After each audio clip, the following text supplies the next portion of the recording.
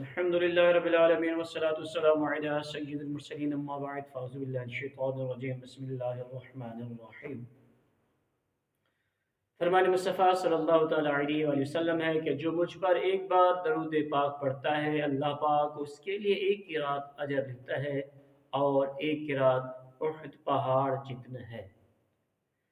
قرۃ العیون میں نقل کردہ ایک حدیث پاک میں یہ مضمون ہے کہ امت مصطفیٰ صلی اللہ علیہ وسلم کے 10 افراد ایسے ہیں جن پر اللہ پاک بروز قیامت غضبناک ہوگا.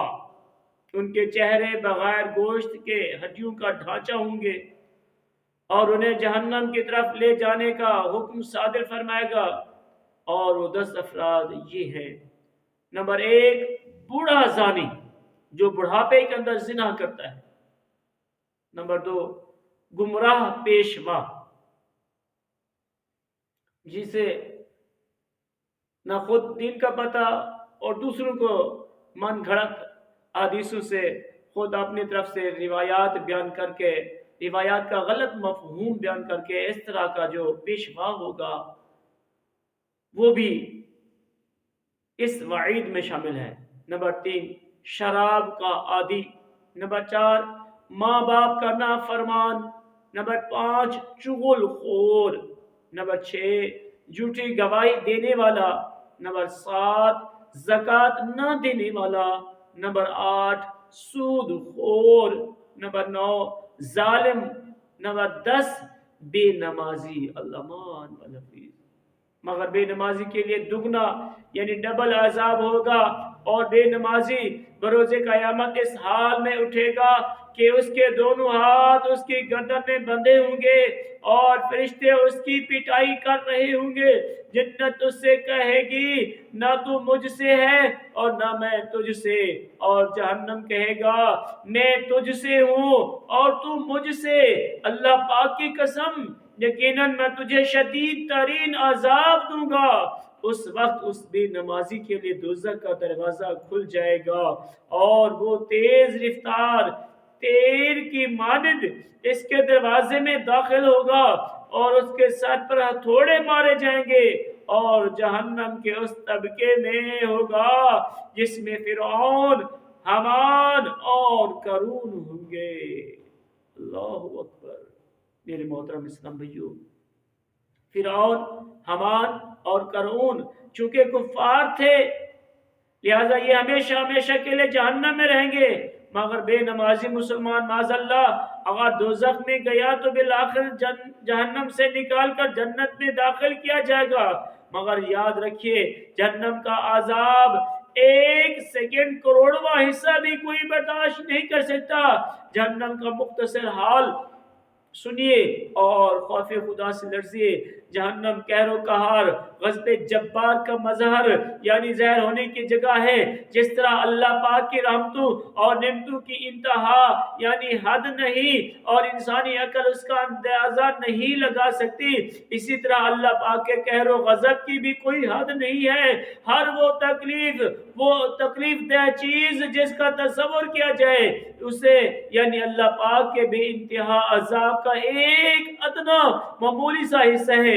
مثلا کسی آلے سے زندہ انسان کے ناخن کھینچ لینا، کسی پر چھریاں یا لاٹھیوں سے ضربے لگانا، کسی کے اوپر وزندار گاڑی چلا کر اس کی ہڈیاں کا چکنا چور کر دینا، کسی کے سر کے بال پکڑ کر اس کے گلے میں بندوق کی گولی چلا دینا، اعضاء کاٹ کر نمک مرچ چھڑکنا، زندہ کھال ادھیڑنا، بغیر بے ہوش کی آپریشن کرنا، مختلف بیماریوں کی تکلیف مثلا سر درد، بخار، پیٹ کا درد یا خطرناک بیماریاں مثلا دل کا دورہ، ہارٹ اٹیک، سرطان، کینسر، گردے کی پتھری کا درد، خارش، شدید گھبراہٹ وغیرہ وغیرہ.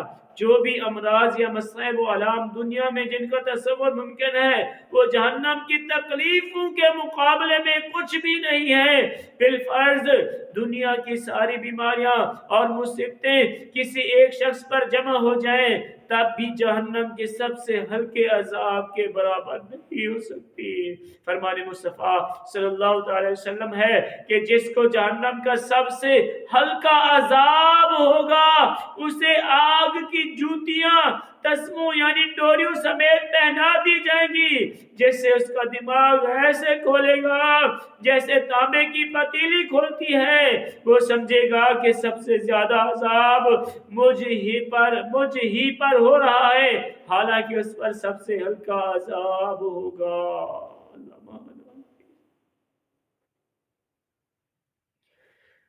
گناہ گاروں میں لائی کے جہنم کرم سے بخش نہ دے سزا یا رب، کرم سے بخش نہ دے سزا یا رب۔ رسول اکرم شاہ آدم بنی آدم سلطان صلی اللہ علیہ وسلم کا فرمان معظم ہے، جو شخص نماز کی حفاظت کرے اس کے لیے نماز قیامت کے دن نور اور دلیل اور نجات ہوگی، جو اس کی حفاظت نہ کرے اس کے لیے بروز قیامت نہ نور ہوگا نہ دلیل ہوگی اور نہ نجات، اور وہ شخص قیامت کے دن قارون، فرعون، حمان اور ابی بن خلف کے ساتھ ہوگا۔ میرے محترم اسلام بھائیو، یہ لوگ فرعون، قارون، حمان، ابی بن خلف یہ پکے قطعی جہنمی ہیں۔ ذرا غور تو کر، ہمیں رات کو مچھر کاٹ لیتا ہے تو ہم سے تکلیف برداشت نہیں ہوتی، ہم صبح بتاتے پھرتے ہم بھی رات مچھروں نے کاٹ لیا، باجی رات مچھروں نے کاٹ لیا، بھائی رات مچھروں نے کاٹ لیا، ہم اپنی تکلیف بتاتے۔ اللہ نہ کرے اگر نمازیں چھوڑنے کے سبب اللہ پاک نے ہمیں جہنم میں ڈال دیا تو ہمارا کیا بنے گا؟ آئیے توبہ کیجیے، رب کی بارگاہ میں سچی توبہ کریں۔ آج وقت ہے، سانس چل رہی ہے، مہلت ہے، تو ابھی سے توبہ کر لیجیے، انشاءاللہ ہماری نمازیں قضا نہیں ہوگی، ہم پانچوں نمازیں با جماعت ادا کریں گے۔ میرے محترم اسلام بھائیو، رب کو راضی کر لیں، رب راضی تو کاروبار میں بھی برکت ہوگی، پریشانیاں بھی ٹل جائیں گی، مصیبتیں بھی ٹل جائیں گی۔ اللہ پاک سے دعا کہ اللہ کریم ہمیں سچا پکا نمازی بنائے، اور ہمارے بچوں کو، ہمارے ماں باپ، بہن بھائیوں کو سب کو نماز کی توفیق عطا فرمائے۔ آمین بجاہ نبی الامین صلی اللہ تعالی علیہ وآلہ وسلم۔